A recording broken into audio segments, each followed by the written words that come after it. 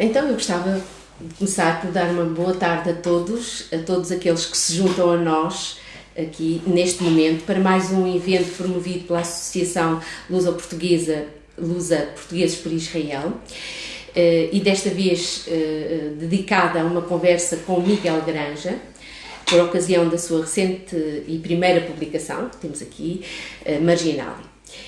E gostava desde já de começar por apresentar e agradecer a presença de Mário Avelar, que é um amigo, mas é também um distinto professor catedrático, não é? Da Universidade de Lisboa, nomeadamente da área de estudos ingleses e americanos.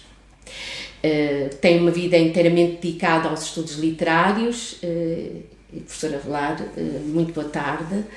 E desde já muito obrigada por ter aceito estar connosco aqui, assumindo o papel de leitor, quando também é um escritor, não é? O professor Mário Avelar, para que todos saibam, ele é presidente da secção de Arte e Literatura da Sociedade da Geografia de Lisboa desde 2007, coordenador científico da edição Cosmos desde 2009, tem várias publicações, todas elas muito interessantes e variadas, autor de América, Pátria de Heróis, Sílvia Pato, O Rosto Oculto de Poeta, Histórias da Literatura Americana, Ecfrases, o Poeta no Ateliê do Artista. Enfim, nas publicações mais recentes temos O Nascimento de uma Nação, Nas Origens da Literatura Americana, a poesia de Herman Wilde, da Alcíria Alvarim, Literatura e Artes. Enfim, nós poderíamos continuar aqui a descrever toda esta publicação do professor Mário Avelar. Mas ele hoje está aqui como um leitor e nós agradecemos-lhe muito isto. O meu nome é Luísa Maria Almendra, sou professora de Estudos Bíblicos da Universidade Católica e, tal como o professor Mário Avelar, também estou aqui na condição, não é, assumidamente, de leitora. O escritor hoje aqui, verdadeiramente, é e plenamente Miguel Granja, professor, filósofo e doutorando de Ciência Política e Relações Internacionais da Universidade do Minho. Miguel, muito obrigada. Acho que estamos todos muito contentes por ter aqui e também está contente por estar aqui connosco e sobretudo por trazer-nos aqui o seu livro. Antes de mais, gostaria de lhe pedir que oferecesse a todos aqueles que nos estão a ouvir e que até não, alguns conhecem, não, temos a certeza, temos um grande público que conhece o Miguel Granja, mas haverá sempre neste público alguém que não o conhece. Uma breve palavra sobre como nasceu o Miguel Granja escritor. Por outras palavras, porque é que decide um professor, não é, filósofo e doutorando de Ciência Política e Relações Internacionais, habituado a escrever artigos de diversa natureza, escrever assim um livro destes, com estas características? Uma breve palavra, Miguel. Antes de mais, deixem-me só agradecer à Luísa Almendra e ao Mário Avelar a presença aqui, a paciência, a solicitude que mostraram na leitura do livro. Sinto-me aqui entre duas eminências e, portanto, é provável que ainda gagueje um bocadinho ao longo da nossa conversa, mas fica o agradecimento, que é o mais importante. Para ir diretamente à questão, eu diria que o meu nascimento como escritor, se pode falar disso, porque isto uma estreia acaba sempre por ser ainda uma tentativa, não é? Começou como leitor. Eu lembro de ser miúdo e a primeira experiência literária a sério que tive foi... os meus pais têm um comércio local de decoração de interiores, móveis e tal, e então tinham como elementos decorativos nas lojas muitos livros do Círculo de Leitores. E eu e os meus irmãos tínhamos que passar as férias na loja. Não brincávamos tanto como os outros, mas mas também nos divertíamos muito porque as crianças eram crianças. E então nos turnos que eu e o meu irmão fazíamos, por exemplo, há um momento em que eu descubro entediado em fazer alguma coisa, não se pode jogar futebol dentro de uma loja de móveis, e então resolvi tentar matar o tédio pesquisando os livros que ali estavam. E a minha primeira experiência, isto é, a experiência que eu senti que alguma coisa tinha captado totalmente a minha atenção em termos literários, foi de um senhor que eu nunca tinha ouvido falar na altura e acaba por marcar a minha vida a partir daí, que foi um senhor chamado Fyodor Dostoiévski, com um livro chamado Humilhados e Ofendidos. E o meu primeiro contacto com o universo de Dostoiévski é uma coisa que eu nunca mais esqueci. Na altura, eu sei que depois, mais tarde, voltei a ler o livro, porque na altura não tinha captado tudo, mas tinha captado a ideia essencial da condição humana largada na sarjeta. De alguma maneira, nunca larguei essa noção. Portanto, eu diria que o principal responsável é um russo de fundo. E a minha experiência com a filosofia, para explicar porque é que o livro surge como a tentativa do desdobramento de uma ideia filosófica. Portanto, isto é, certamente, em termos literários, haverá escritores de outra dimensão, certamente, mas aqui a intenção era tentar desdobrar este conflito, que é um conflito muito permanente na filosofia, sobretudo a partir de Hegel, que é a do sistema contra o indivíduo. E grande parte da filosofia contemporânea é uma reação anti-hegeliana, o existencialismo, ou as filosofias da existência, que vão ver a Kierkegaard, que é o primeiro autor a disparar contra Hegel, no sentido da defesa do indivíduo, da irredutibilidade do indivíduo.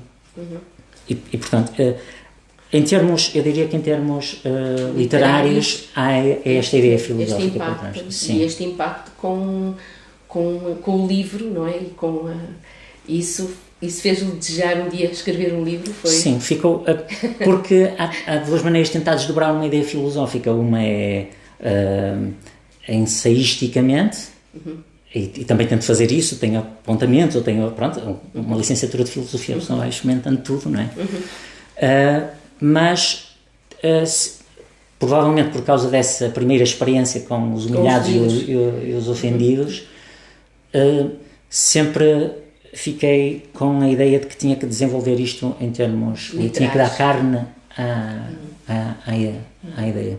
Pronto, e no fundo acaba por ser. E de algum modo isso vem-se a refletir também neste livro, não é? Sim. Porque este livro, quer-nos só, para quem não leu o livro, nós hoje vamos falar aqui do livro, vamos falar de alguns momentos do livro e como leitores, aquilo que mais nos impressionou neste livro, mas para quem não leu o livro, haverá certamente muitas pessoas que estão a nos ouvir e não leram o livro. Miguel, só assim traços muito simples e gerais, só para ajudar a enquadrar estes ouvintes sobre o que é então este livro, porque acho que há uma relação sobre aquilo que acabou de dizer e o livro. Sim, em termos muito sintéticos, conta a história simples de duas jovens, uma russa e uma polaca, que são apanhadas pelas as duas grandes ditaduras do século XX, e à medida que essas duas ditaduras avançam, elas fogem e fogem cada uma à sua maneira e acabam por se cruzar. Há um momento em que a vida das duas meninas se cruza. E, portanto, é basicamente a história de como elas tentam fugir ao avanço da guerra. E perseguem o sonho americano de uma delas. Portanto, eu diria que esta perseguição, o contraste entre estas forças históricas absolutamente trituradoras e a fragilidade absoluta consumada em duas miúdas que tentam fugir disto. E, portanto, que estarão sempre nas margens da história que se está a fazer. Uma grande história e uma outra história, não é? Ou outras duas histórias que vão circular. Então, eu vou passar a palavra ao professor Mário Velar para ele, como leitor, não é? Como é que ele leu esta grande história e estas outras duas histórias que caminham na margem desta grande história de dois totalitarismos, nazismo e comunismo, que se vão desenvolvendo, eles a crescerem e elas a fugirem. Como é que leu esta história que nos fala dessa leitura? Li depressa. Bom, antes de mais, muito obrigado pelo convite e é um prazer estar aqui, e pelo convite e pelo facto de ter tido possibilidade de tomar contacto com este livro. Disse ainda há pouco, quando nos conhecemos, que eu gostei muito de ler o livro, e li-o, de facto, muito depressa. Portanto, o livro terá chegado às minhas mãos numa sexta-feira e eu li-o no sábado. Portanto, significa que entrou entusiasmado na leitura. E com um aspecto que eu acho muito interessante, é porque muitas das vezes, em relação ao livro, nós temos coleção, depois temos assim, identificação, poesia, romance, ensaio, e eu não fazia a mínima ideia daquilo que ia ler. Portanto, era no fundo uma experiência de descoberta absoluta. Mas, enfim, nas conversas que tínhamos tido previamente, eu e a Luísa, o seu perfil, portanto, como filósofo, etc., e eu pensei assim, bem, eu vou ler um livro de filosofia, vejo aqui, olho para aqui, vejo Marginália, Miguel Granja, e depois, muitas das vezes, também o que acontece é que a própria capa acaba por ser um elemento que, de alguma forma, nos conduz, nos abre caminho para...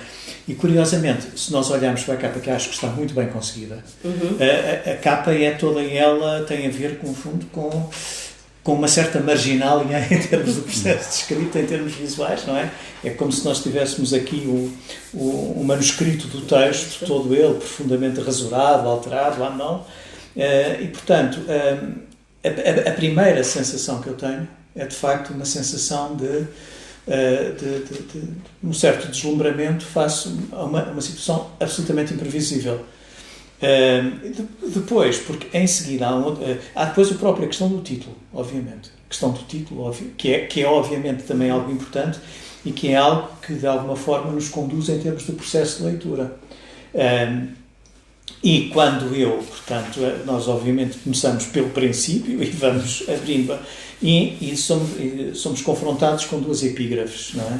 E de facto, em relação às epígrafes, as epígrafes têm várias funções. Pode ser uma forma de nós estarmos a manifestar a nossa erudição, mostrar, sei lá, se fazemos uma epígrafe em grego, não é? Portanto, nem tínhamos posto no Google Tradutor para ver o que é que quer dizer. Mas, portanto, a epígrafe, uma manifestação de erudição, a epígrafe como algo que nos vai conduzir em termos da leitura. E o meu problema é que depois as próprias epígrafes continuaram a deixar-me um processo de perfeita suspensão. Portanto, eu não tive uma resposta com as epígrafes. Depois, à medida que... Portanto, depois fui ler o texto, e depois, enfim, à medida que ia lendo, as epígrafes começavam a fazer sentido em termos retrospectivos, quer dizer, começava a compreender. Elas, afinal, eram um determinado tipo de fio condutor, só que não eram um fio condutor explícito. Isso eu acho que é muito interessante, que foi uma das coisas que me apaixonou no seu livro, foi exatamente esse aspecto de nós não estarmos, digamos que, pré-condicionados, ter que haver disponibilidade intelectual para ler. O prazer da leitura e o prazer da descoberta. Portanto, é o que é que vai acontecer a seguir, o que é isto? É que, no fundo, isto é um livro, mas o que é isto? Isto o que é? E depois, quando passo depois vem o índice. E o índice, também confesso que não me ajudou absolutamente nada. Porque primeira parte, margens. Segunda parte, marginais. Terceira parte, marginália. E depois, os próprios títulos... Pocilgas do princípio do mundo, Gênesis Soviético 58, 2 pontos, 10, insetos no âmbar, etc. E eu cada vez... Ora, é evidente, para um leitor, acho eu, para um leitor, isto é profundamente estimulante. É completamente diferente daquela situação que nós começamos a ler e assim, quando é que ela vai portanto, apaixonar-se por ele. Portanto, enfim, isto, daqui a umas páginas vai acontecer qualquer coisa. E esse foi um aspecto, portanto, que me seduziu profundamente em termos da leitura deste texto. Era de eu estar sistematicamente num processo de descoberta. Isto em termos genéricos. Não sei em que medida é que essa questão para si, até que ponto é que se deixou trabalhar, digamos assim, enquanto processo de escrita, por esta questão da descoberta. Não faço a mínima ideia. Este jogo com o leitor, isso foi uma coisa que estivesse consciente quando estava a fazer isto, uma certa ironia, digamos assim. Quer dizer, eu diria que tem muito que ver com a minha própria relação com as palavras. Uma palavra, pelo menos no meu processo de escrita literária, claro que o registro é diferente, acho que pode esticar um bocadinho mais as fronteiras. Eu diria que a minha relação com as palavras não é apenas entender uma palavra como uma espécie de veículo, de invólucro de um significado. Ela própria a palavra é ela própria a personagem da história. A palavra é uma espécie de saia por baixo da qual se esconde um significado e os escritores andam ali a tentar encontrá-lo. É como se a palavra fosse ela própria merecedora de figurar por direito próprio. Portanto, o próprio significante, a importância que o significante tem, não apenas como algo que é transitório para mostrar um significado, demonstra que a minha relação com as palavras é também de respeito. Gosto de procurar as palavras, não só por... Estava a dizer à Luísa numa conversa que também escrevo com os ouvidos. As palavras sugerem-me alguma musicalidade. Gostava de ser músico e nunca fui. Provavelmente é uma forma de compor musicalmente. E, portanto, os títulos aparecem também como esse desafio. Como é que eu consigo sintetizar este capítulo? Posso não pôr título, posso pôr mas tentei sempre fazer um esforço para tentar condensar isto numa ideia que de alguma forma fosse sedutora para o leitor. Se foi ou não, se foi conseguido ou não. O processo é sempre arriscado, mas no fundo tem um bocado de ver com isso. De que forma é que as próprias palavras podem seduzir o leitor, como me seduzem a mim. De facto, sabe, essa questão, porque no fundo, quando nós voltamos, e isto por causa da questão de voltar às epígrafes, não é? Mas, portanto, só para quem nos está a ouvir e a ver, as epígrafes são duas. Uma do Walter Benjamin e outra do Merleau-Ponty. E é curioso porque, no fundo, elas elas transmitem-nos pistas, muitas pistas em termos da questão da leitura, não é? Porque, como referiu em relação nessa brevíssima apresentação, nós estamos perante, no fundo, duas crianças e uma outra personagem, enfim, uma é criança, claramente, a outra está numa fase, obviamente, de transição já para a adolescência, mas aliás, apanhamos-la a deixar de ser criança. Exatamente. E esta ideia de que as crianças são particularmente propensas a procurar todo e qualquer local de trabalho onde seja visível a criação de objetos. E depois sentem-se irresistivelmente atraídas pelos desperdícios que ficam da construção. Isto é muito engraçado, porque eu depois estava a voltar a isto, estava, enfim, a pensar uma outra experiência que eu tive enquanto leitor, que foi entrar em contacto com um conceito, que é, no fundo, um conceito que o Dom José Tolentino, que na altura o Padre Tolentino, formulou, já que há uns anos, que era em torno da noção de resto. Sim. E isto é muito interessante, porque é uma noção bíblica também. Pois, ora, e que ele no fundo trabalhou exatamente em termos exatamente, um projeto de investigação aqui na altura não era ainda era exatamente o Centro de Estudos de Religiões e Culturas, não é? Portanto, e de facto esta ideia de a questão do resto era de facto uma noção que eu acho que seria interessante, porque ao mesmo tempo nós aqui começamos então a perceber a teia, o resto e as margens. E depois a questão dos margens, marginais, marginália. E é engraçado porque eu, de facto, de uma forma ou de outra, estava sistematicamente a voltar a textos do Cardeal Tolentino, nomeadamente a teoria da fronteira. Porque há aqui esta ideia do resto, da margem, da fronteira, da alteridade, obviamente. E depois, isso é de facto que é um aspecto particularmente importante, depois em articulação com o outro, que está subjacente à segunda epígrafe, que é o conceito de memória, no fundo, em relação da memória, do apagamento da memória e, consequentemente, do apagamento do resto também, exatamente por causa disso. E é curioso que, como eu dizia, como eu estava, no fundo, à medida que eu ia lendo, eu estava a descobrir, no fundo, ou seja, nós enquanto leitores somos ao mesmo tempo, digamos que, convidados a ser um pouco crianças, e o nosso olhar com disponibilidade e com a curiosidade para descobrir um objeto que nos é absolutamente estranho. E uma das coisas era aquilo que referiu, a questão da estrutura.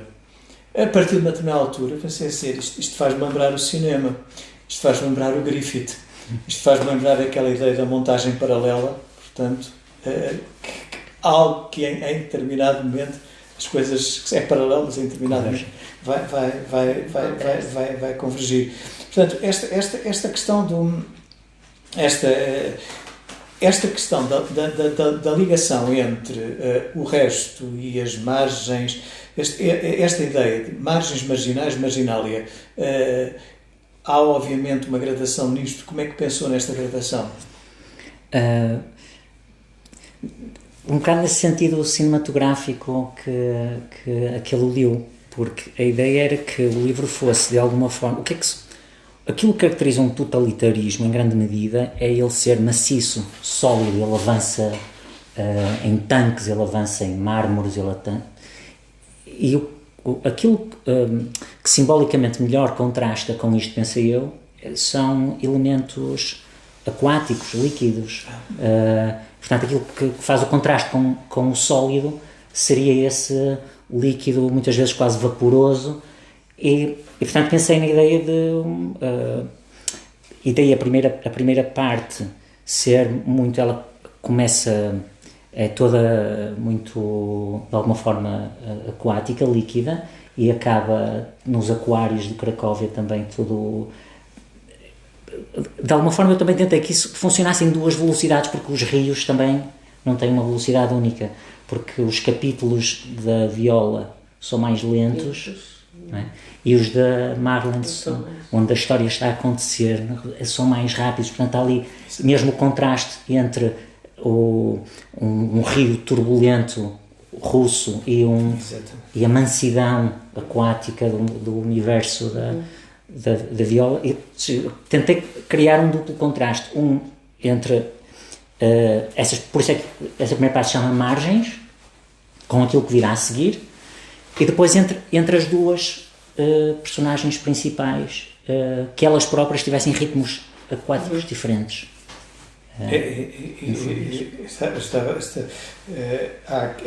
Ao mesmo tempo há obviamente uma dimensão irónica nisto, da questão do acaso, não é? O acaso desempenha quer dizer, é uma categoria, digamos assim, importante nesta... Sim, porque contrasta com a tal omnisciência que os grandes totalitarismos exigem para se erguer, que é julgam ter decifrado as leis da história, não há segredo, não há espaço para o acaso, não é? E aquilo que se tenta mostrar do outro lado é que o acaso na vida, pelo menos das pessoas comuns, Exatamente. Sim, no fundo era isso. Eu acho que depois há todo um determinado tipo de ironia que eu acho que, por exemplo, é muito engraçado esta ideia de começar a primeira frase propriamente, não é? No princípio era, vamos lá ver, quando nós começamos a ler no princípio era, e obviamente o nosso raciocínio vai sempre muito mais acelerado do que o nosso processo de leitura, e nós assim, eu já ouvi isto de algum lado, no princípio eram as pocilgas. E de facto este jogo que depois quando nós transitamos para o segundo capítulo, era Gênesis, mas é Gênesis soviético, com este 58 2.10. Fala-nos um bocadinho deste título, por amor de Deus, deste título, deste capítulo. Era a ideia de que aquilo que a Marlene, que não era Marlene, ela não começou por ser Marlene, passa por aquilo que a Revolução Bolchevique tentou foi a recriação do mundo. Foi escrever um novo Gênesis, onde toda a ontologia do mundo mudou, inclusive das próprias pessoas. Mudaram os nomes, mudou a toponímia, mudou tudo. Portanto, há ali uma espécie de ano zero da criação e no fundo era a tal ideia de que o mundo começou de novo ali. Exatamente. E, portanto, seria um novo Gênesis, só que bolchevique, não é? Portanto, a ideia, e a brincadeira com o tal capítulo, versículo que remete para o Código Penal, que perseguia contadores de anedotas. Claro. Luísa, que eu não me calo, portanto... Não, eu tenho aqui algumas perguntas para fazer, mas continuo. Não, é porque há de facto aqui há uma série de precisidades em termos da... É que se para dizer, portanto, para quem quer ser crítico literário, ou pelo menos para meditar um pouco sobre os títulos dos capítulos, obviamente, são particularmente importantes. São particularmente importantes porque é mesmo um subtexto que está aqui e não são questões decorativas. Exatamente isso. Não são decorativos. Eu tomei-os como indicadores da estrada, não é? Indicadores do caminho. A gente, quando está a fazer um caminho, não é? Para ter certeza, não é? Ou para ter qualquer pista do caminho, eu tomei-os, eu também vim várias vezes, eu fiz exatamente essa espécie, vim várias vezes ver, não é? Onde é que os títulos e onde é que estava para perceber como ia evoluindo o próprio romance. E eu estava a pensar, por exemplo, uma das coisas que estava a referir agora, e que era que Miguel mencionou sobre a questão do próprio processo de desumanização. Há aqui um passo muito interessante, se me permitem, eu li só que já num capítulo bastante mais adiantado, eu penso que ele continuou a origem das espécies, que obviamente, uma vez mais, porque é sempre estas ressonâncias, neste caso obviamente o Darwin, mas que também tem a ver com tudo isso que estava a referir ainda agora, e que é a questão da caixa de costura, não é?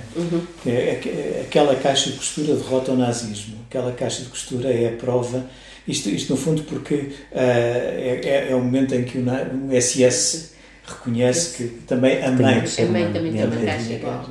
E, portanto, aquela caixa de costura é a prova intacta e culminante de que Hitler será derrotado. Hitler pode deportar-nos e matar-nos, mas não pode desumanizar-nos. O ser humano é o único ser que Hitler pode matar. Hitler está condenado a não matar senão os seres humanos. Hitler bem pode invadir e dominar a Polónia em um mês, mas será sempre incapaz de vencer uma caixa de costura da mãe. Eu acho que de facto, esta imagem é particularmente importante porque é caso para dizer, de facto, é a caixa de costura que derrota os grandes totalitarismos do século XX. Não é? Porque nós podemos pôr aqui Hitler, mas podemos substituir e pôr Stalin, e funciona exatamente da mesma maneira, porque enfim... São as pequenas coisas que as grandes narrativas não conseguem conceber. E este é um aspecto que a mim me tocou muitíssimo no todo da narrativa, não é? Os grandes totalitarismos, a grande história que está a acontecer, e depois há as pequenas coisas há estas figuras na sua fragilidade e elas acabam por ser, são esquecidas nos grandes anais da história, como o Miguel diz, e na contracapa do livro também se refere isso. Elas são esquecidas, não é? Realmente não se conta a história das Marlenes ou das Violas que existiram naquela altura, mas no fundo elas foram invencíveis e elas fizeram história, não é? Fizeram história. E ainda hoje se recupera a sua história. E ainda hoje se recupera a sua história. E ainda hoje há interesse por recuperar essa história.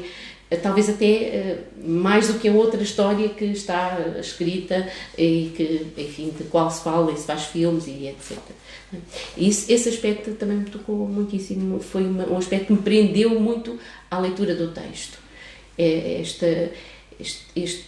Eu achei muito bem conseguido este objetivo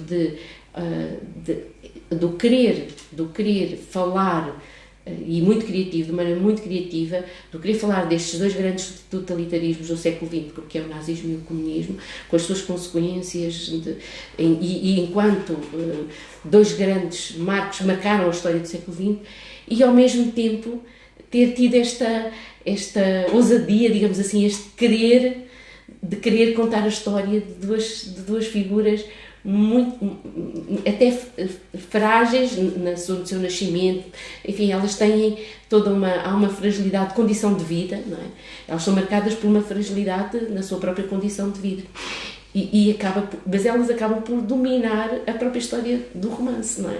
Nós, enfim, se vamos acompanhando os comentários que o Miguel vai colocando sobre o nazismo e sobre o comunismo, as suas consequências e as suas referências, mas depois estamos muito envolvidas, conseguimos ficar muito envolvidas por estas duas figuras. Mas eu tenho aqui uma pergunta, assim, estou aqui com ela muito presa, e que eu tinha aqui para marcar quando eu fizesse a minha intervenção, que é, eu fiquei sempre depois muito curiosa, não é? Nesta dinâmica, porque é que o Miguel escolhe duas raparigas, porque temos dois masculinos, o comunismo e o nazismo, o comunismo, o nazismo, e depois temos duas figuras, não é? Duas raparigas, duas meninas, não é? Praticamente duas jovens, uma mais jovem, outra mais nova, mais novinha. Como é que conseguiu conciliar, não é? Estes dois géneros, os dois géneros, eu achei muito interessante, porque a escolha de duas... Há uma razão pessoal e há uma razão, digamos que filosófica. A filosófica é que é mais, era melhor, servia melhor o contraste entre a masculinidade das ditaduras, né? Portanto, duas meninas criam um contraste entre a força, a potência da história e a fragilidade humana, a fragilidade da condição humana. Mas eu sei que esta ideia me veio por causa de uma história que é uma história familiar que eu não... Ficou, de alguma forma, este livro também é um desdobramento dessa história. Portanto, eu sempre conto esta história, me emociono um bocado, portanto vou tentar, já me preparei para no caso de contar aquela história, mas concentrar. Que era, a minha irmã mais velha, nós somos 4 filhos, duas meninas e 2 meninos. E a minha irmã mais velha, a primeira a nascer, nasceu em março de 75. E os meus pais estavam aqui em Lisboa, curiosamente, estavam aqui em Lisboa. Ela nasceu aqui, a Vitória, assim que é o nome dela. Em março de 75, estávamos a poucos dias, ela nasce em 28, portanto nem sequer um mês, de celebrar o primeiro aniversário do 25 de Abril. E 75 foi um ano, começamos um ano difícil, sobretudo nas grandes cidades, não é? E os meus pais contam isto, de alguma forma essa ideia perpassa em vários momentos, em várias personagens aqui. Os meus pais, quando se aperceberam, tinham uma menina acabadinha de nascer, a primeira, que o país podia tomar aí algumas... Veio o verão quente a seguir, ou seja, já havia... Ou seja, a história estava a caminhar para Lisboa. O que é que eles fazem? Pegam na menina e vão para Fátima. E esta ideia de que um jovem casal, não é, cuja história... Ninguém sabe, senão os familiares, e agora as pessoas estão a ouvir porque eu estou a contar. fogem da história universal, que a história universal vem com toda a sua força para a capital, e eles acham que é mais importante a preservação da segurança da recém-nascida do que a história universal, do que estar presente nos momentos da história. É este contraste entre aquele casal, como, um bocado como o casal bíblico que pega no recém-nascido e tem que fugir. Ficou sempre... alguma coisa nesta história, desde que eu ouço desde miúdo, me ficou gravada que eu só consegui esclarecer mais tarde, como os combates Kierkegaard, Hegel, não é? Esta coisa que, no fundo, o Marginal também trata desse contraste. Uma série de pessoas que vão para um lado, exatamente para o lado oposto em que se dirige a história universal. E, portanto, era um bocado isso, porque ela é menina, porque ela nasceu menina, e, no fundo, porque ficou sempre esta... tentativa de homenagem a essa história. Mas voltamos àquele argumento que estávamos a falar anteriormente, que é, na verdade, estes dois grandes acontecimentos da história, do comunismo e do nazismo, com toda a sua força, que criou o contraste com a fragilidade das origens e destas duas meninas, não é? Mas, no fundo, elas, no percurso que elas fazem, elas acabam por ser... elas que parecem frágeis, elas demonstram ao longo de toda a narrativa uma força interior e uma determinação em perseguir o seu objetivo e chegam lá. Sim. E chegam lá. Quer dizer, enfim, o romance leva-as a atingir o seu... com toda a determinação. Enquanto que nós podemos dizer, de algum modo, não é? Esses totalitarismos falharam. E esse aspecto para mim foi muito, muito forte. Elas chegam onde elas sonharam, onde elas se determinaram, onde elas queriam, nessa fuga, onde queriam chegar. E o resto fica para trás, o resto cai, o resto falhou. Eu achei isso fantástico. Um bocado o Mário estava a ler há bocado sobre a caixa de costura. Exatamente. A caixa de costura derrotará para sempre o nazismo. Se é no curto, se é no longo prazo, mas a caixa de costura é imbatível. Há bocado estava a falar na questão da língua. Eu gostava de ler só aqui um breve excerto na página 111. Assim, nessas tocas profundas, cada língua cria os seus próprios estímulos químicos e luminosos.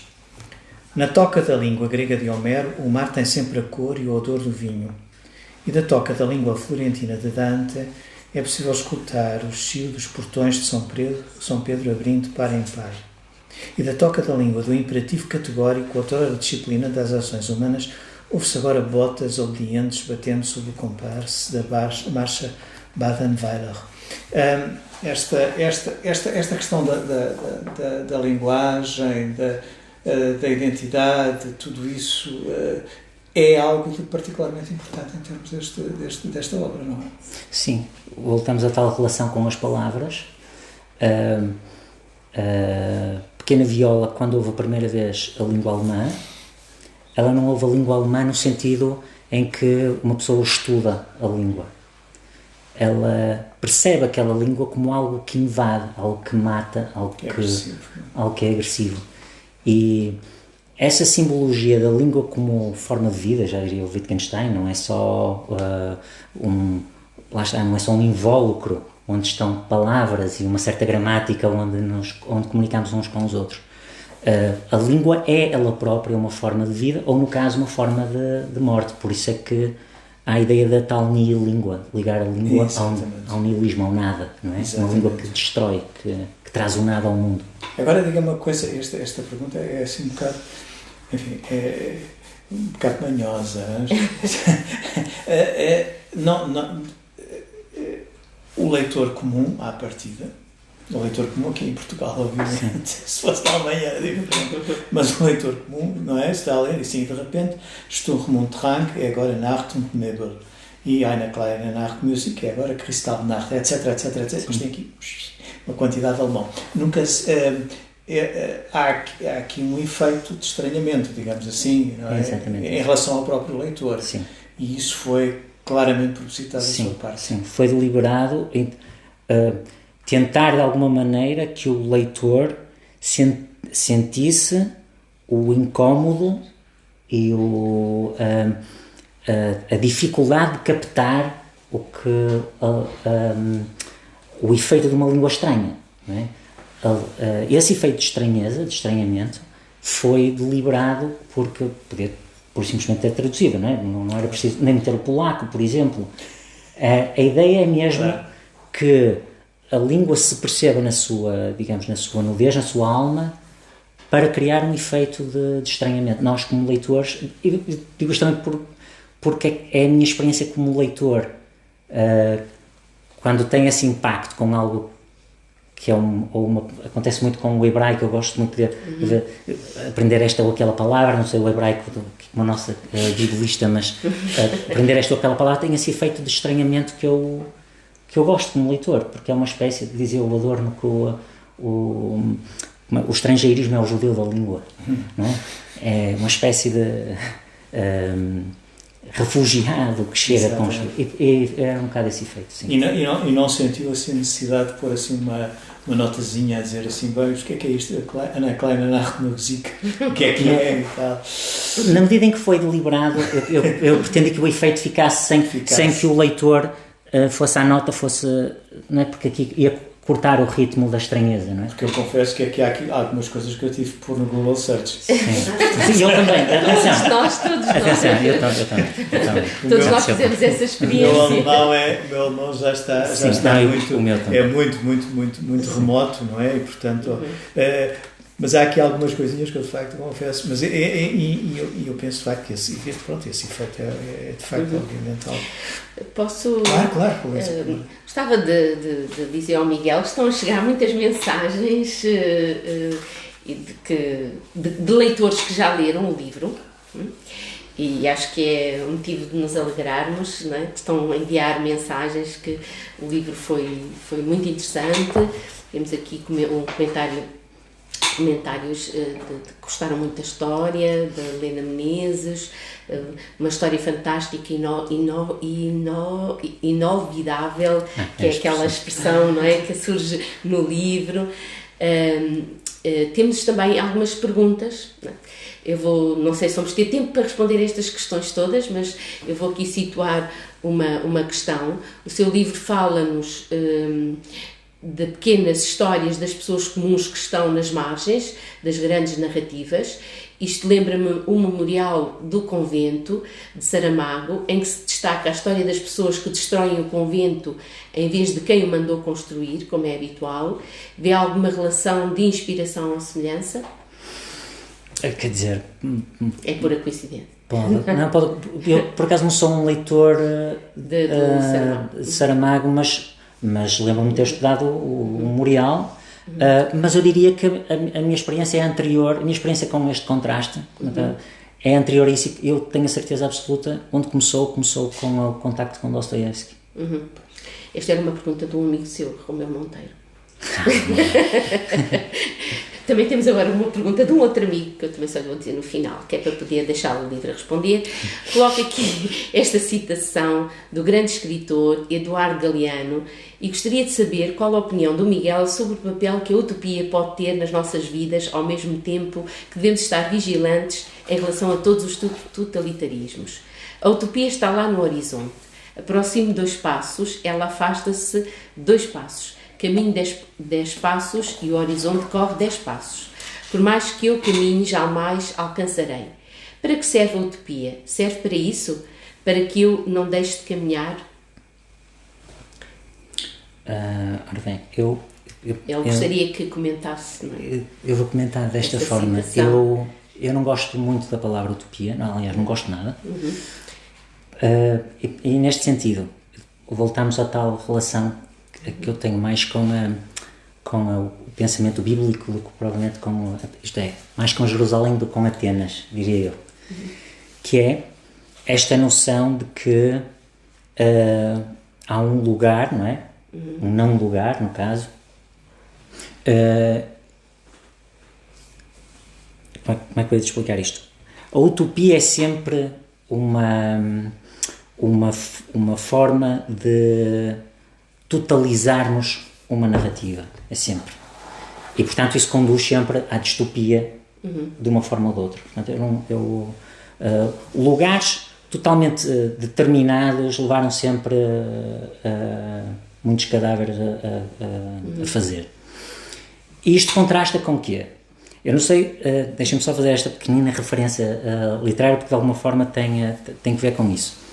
O Auerbach, que é um filólogo e crítico literário alemão, escreveu Mimesis, que é um livro muito conhecido sobre alguns dos principais textos da literatura ocidental, e o primeiro texto é a cicatriz de Ulisses, mas aquele episódio em que ele regressa a casa e a antiga ama reconhece a cicatriz na coxa, e o Auerbach estabelece uma comparação muito engraçada entre o estilo homérico, que é todo muita clareza, tem que se explicar tudo, não? Eles até quando se trespassam têm que estar a falar, há esta febre narrativa em Homero que contrasta com os silêncios e os duplos sentidos do relato bíblico, que ele compara com o sacrifício de Isaac. A caminhada até ao monte onde será executado o filho mais querido de Abraão, não é? São 3 dias em que nós não sabemos nada. O que é que eles falaram, o que é que eles disseram e tal. Sabemos que Deus convoca Abraão, chamando-lhe só pelo nome, Abraão. E Abraão responde, Ineni, né? Eis-me aqui. E este eis-me aqui é um lugar, mas não é um lugar geográfico, é um lugar moral, é um lugar de prontidão, é um lugar... Exatamente. E, portanto, eu diria que a minha relação com utopias é mais de lugares morais... Aliás, em hebraico, o lugar diz-se Makom, não se diz Ineni. Exatamente, porque a Sineni é uma espécie de demonstração de prontidão. Estou pronto para ti, não é? Estou ao teu dispor.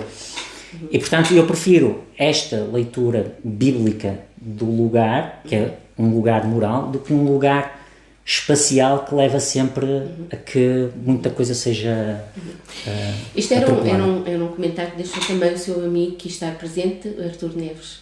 Obrigado, Artur.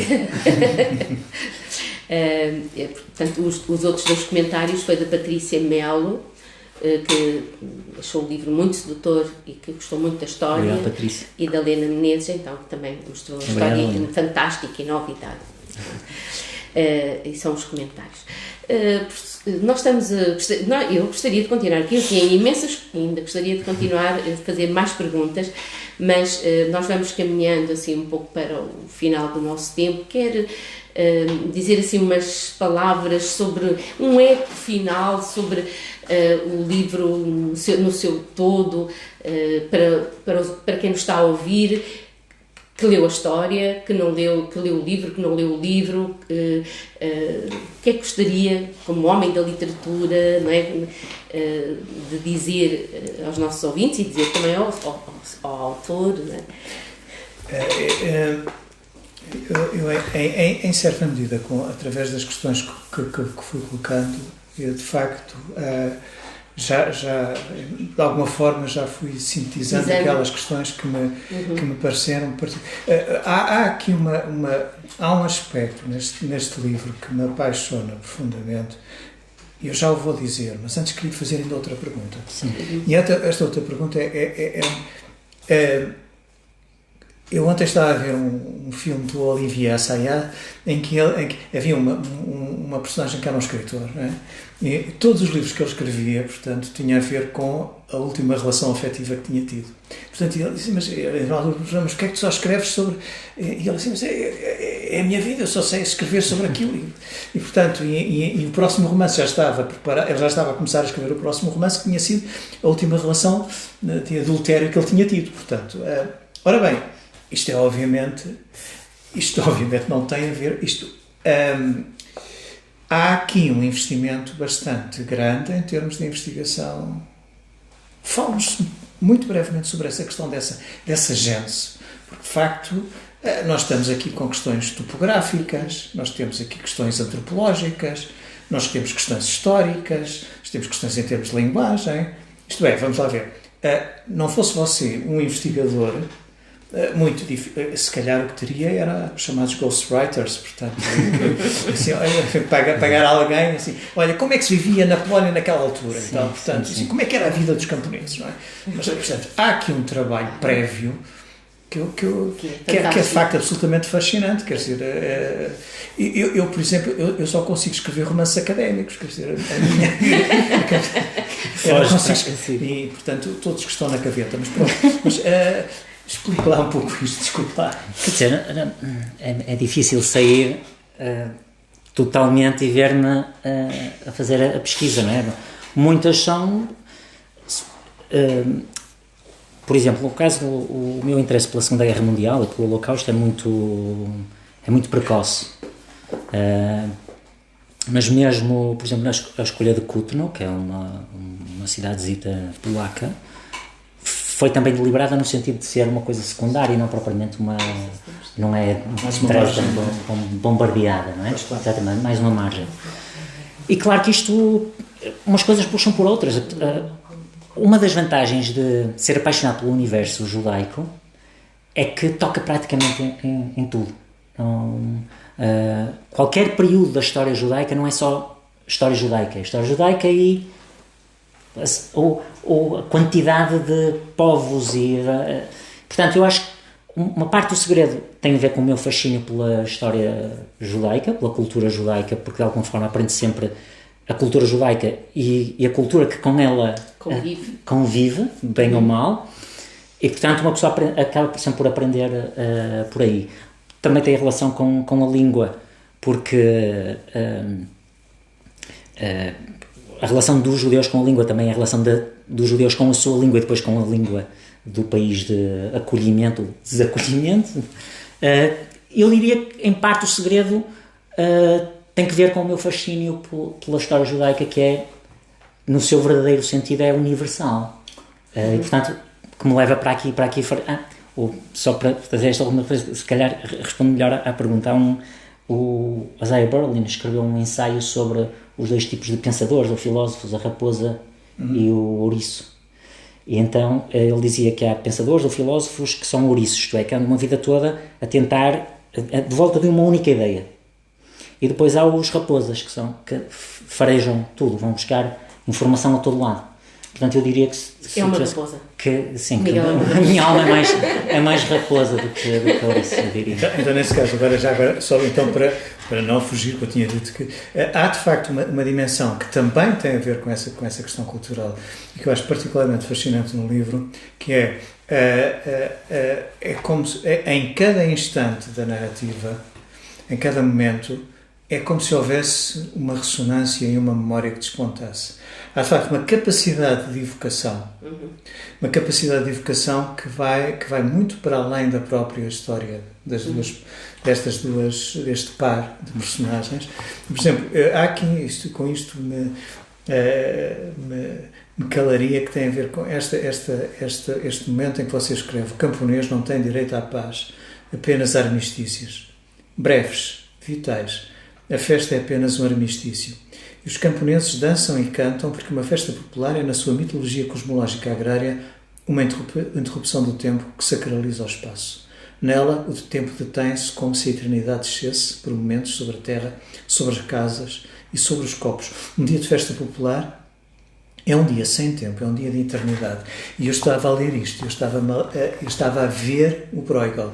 Estava a ver aqueles quadros dos camponeses, aqueles momentos de festa, de um determinado tipo de celebração que está muito... De festas da aldeia.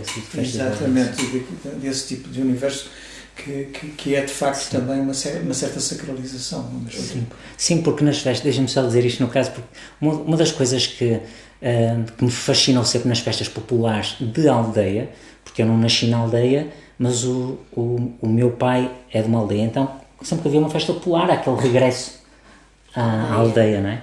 E eu, como miúdo da cidade, ficava absolutamente fascinado com a relação que as pessoas da aldeia têm com as festas populares, no sentido em que é um contraste que tem alguma comicidade, que é ver pessoas que ou não têm um dedo, têm poucos dentes, ou têm um olho atravessado, por causa das durezas da vida do campo, O pró e fala outra vez. Exato, só que chega aquele momento e tudo, o momento da festa popular é o momento em que o camponês tem essa trégua. Ele continua coxo, maneta, tudo isso. Mas naquele momento não. Naquele momento ele faz parte da eternidade que desceu sobre a aldeia. E isso, como é que pessoas assim podem ser felizes, pensava eu, não é?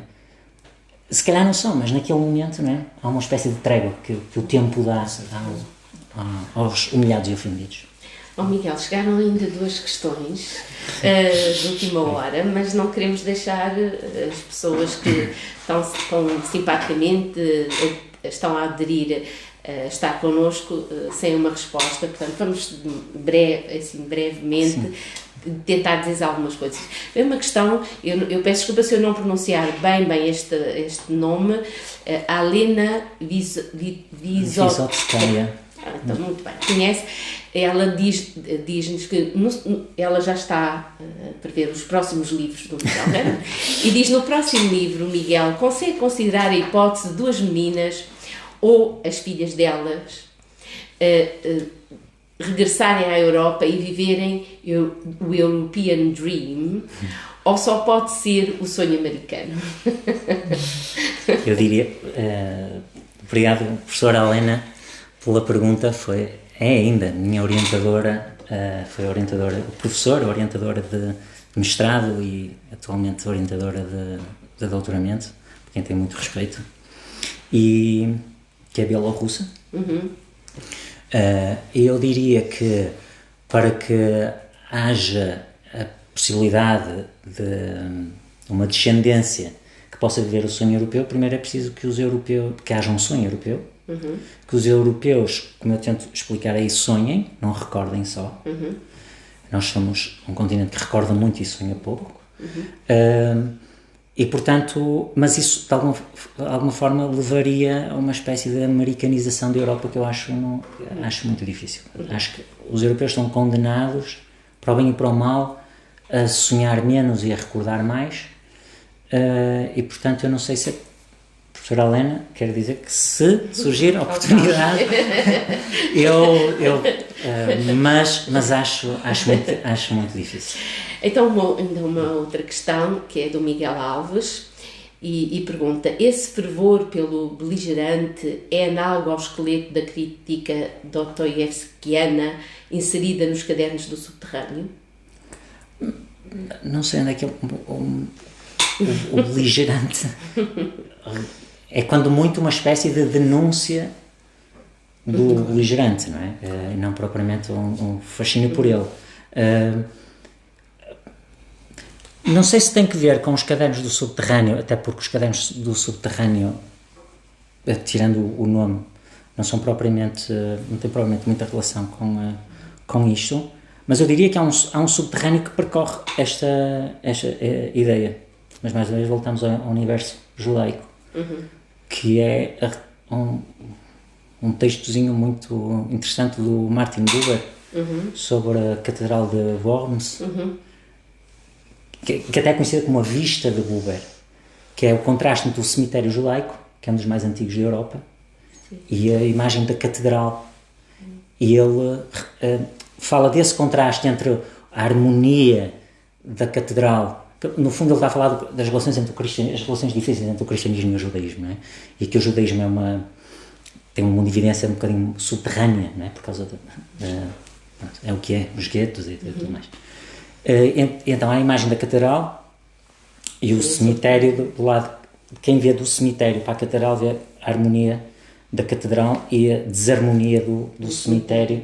E, portanto, ele faz uma série de relações com as cinzas, com as campas que estão tortas.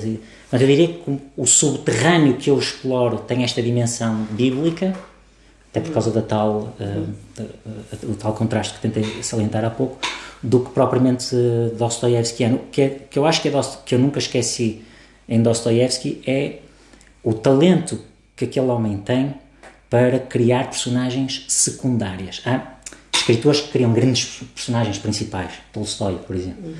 Dostoiévski tem uma capacidade de criar personagens secundárias, quer nos romances ou secundárias relativamente à história universal, que é esse, o contraste que eu tentei trabalhar, eu julgo que é mais aí, que é mais a esse Dostoiévski que eu vou buscar do que propriamente aquele que fala mal de si próprio só.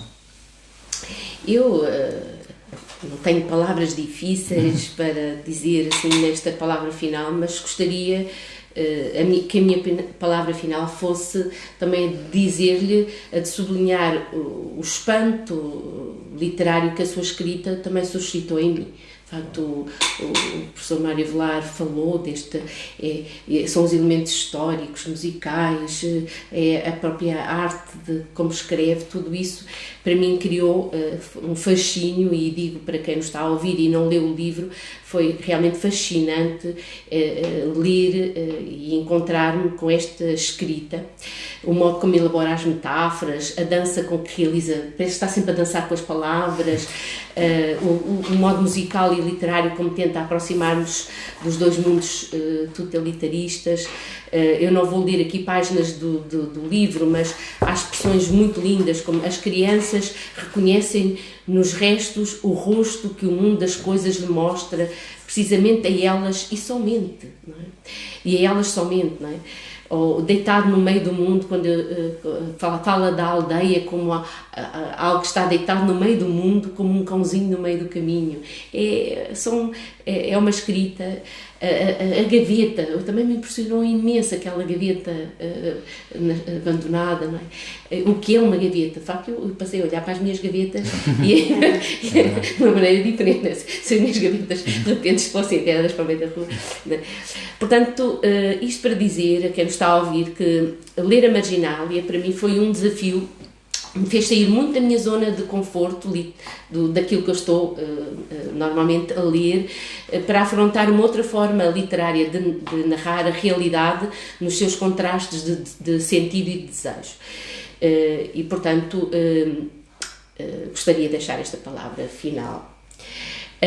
Mas, como moderadora deste diálogo, não é? Depois deixem-me só agradecer. Obrigado. Não, já agradeço. Eu já te dar uma palavra para agradecer. Mas agora, como moderadora deste diálogo, eu queria dizer que eu escolhi, foi uma escolha minha, não é? Terminar esta conversa com as palavras de uma leitora que chegaram até mim. São palavras que ela partilhou amavelmente comigo e que eu lhe pedi que consentisse que eu as trouxesse a este momento. E esta escolha também justifica-se pelo modo como, nas palavras desta leitora, se evoca a excelência dos sons e das palavras da Marginália que mais a tocaram a ela e sublinham também a sublimidade das suas ressonâncias, não é? Então eu vou ler as palavras desta leitora que ela me fez chegar e que eu, por decisão, escolhi terminar esta nossa conversa aqui. Diz-nos esta leitora da Marginália que o livro de Miguel Granja, Marginália, é como a primeira sinfonia de Mahler, lentamente arrastando. E lá, a corda e espreguiçando-se, convergem tubas, oboés, violoncelos, ganhando vida amanhã. É necessário saber esperar, merecer ouvi-la.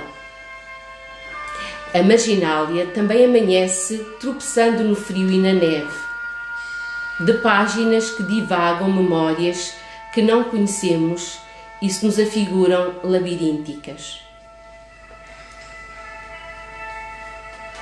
Apetece procurar abrigo, procurar pedrinhas que nos guiem no caminho.